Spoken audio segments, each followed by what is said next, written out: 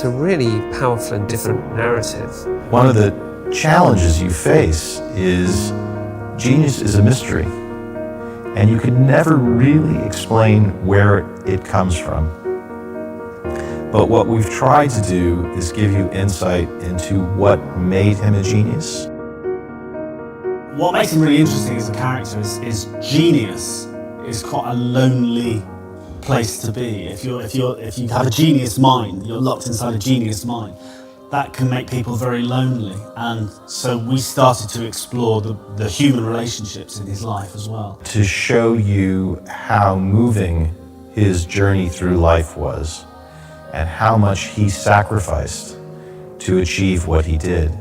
But it's more than that. It's also the story of an artist and how they are challenged all the time to achieve what it is they're desperately trying to achieve.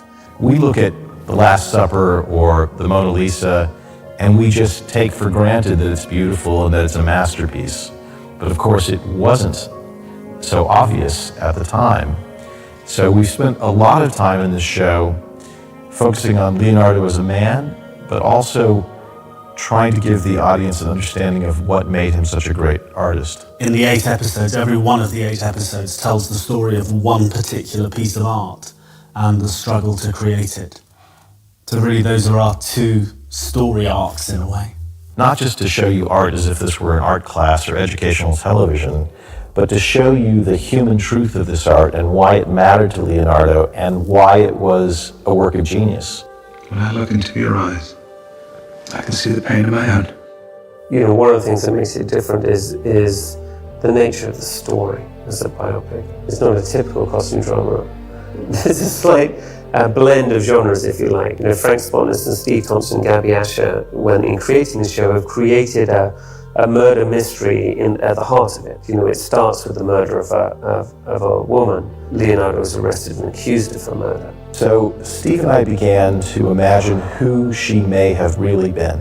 And we don't know, because it's lost to history. It's a blank that we had to fill in. And all of the great biographies say, this is what we do know, but here are the questions which are unanswered. And from our point of view, Frank and I, as dramatists, that's great because we can start to fill in the blanks.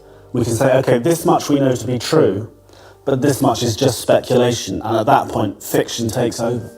And we can have some fun with it, I think. And it's a beautiful framework to create a biopic. So it's a fictional event in a real life story. But by filling in and imagining what their relationship was and why she was so important to Leonardo, it gave us a way to tell the emotional story of his life that wouldn't have existed otherwise.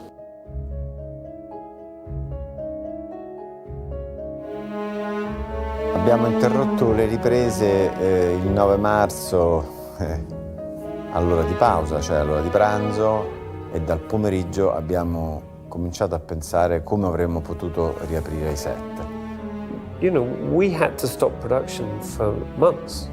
We just had to stop and down tools, and we didn't know if we'd have a show or not. And every production that was shooting all over the world has had exactly this problem. It's a credit to LuxVida and Sony and everyone who managed to make it work. It's a huge ordeal, yeah, and one-way systems around everywhere and different departments not meeting each other. It's a huge, I mean, the geography of the whole thing, to orchestrate it is just, in itself, is on top of shooting a TV show. It's just crazy. How extraordinary it is that LuxVida has managed to get this show back up on its feet during COVID. They've worked exceptionally hard to make sure we're all tested, you know, weekly we're tested, and that we have a safe working environment for COVID. Abbiamo immesso uno sforzo enorme, quasi onestamente sovrumano, per riniziare le riprese, che poi sono ripartite l'8 giugno. E devo dire che tutti hanno lavorato enormemente dalle loro case, dai luoghi dove stavano facendo il lockdown, per rendere questo possibile. So that's been amazing to see how this crew has managed to put together such a huge production again in such a short period of time and keep it safe for everybody. That's really inspiring. I first of all feel very lucky to be able to be back working. Everyone here in Italy that was obviously so hard hit by the coronavirus has been wonderful at putting in all the necessary precautions and making sure that people feel as safe as they need to in order to go back to work.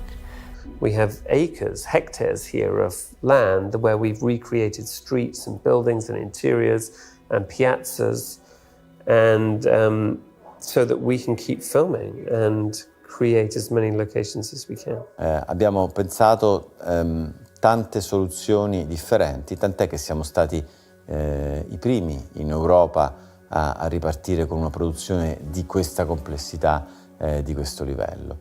Come mettere un attore vicino a un altro su un set, perché non si poteva usare le mascherine, certamente come poter disinfettare e rendere igienici un'enorme quantità di costumi, di oggetti. Abbiamo acquistato delle macchine che disinfettavano i vestiti di chi accedeva ai set, prendendo la temperatura, igienizzando non solo i vestiti ma anche il corpo. I feel like, the protocols are terrific. We're tested all the time.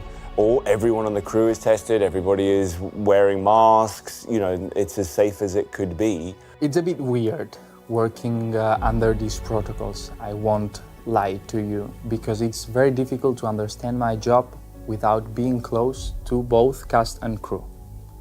But I have the feeling that we're working in a very safe environment, and the production has taken a lot of measures to protect us.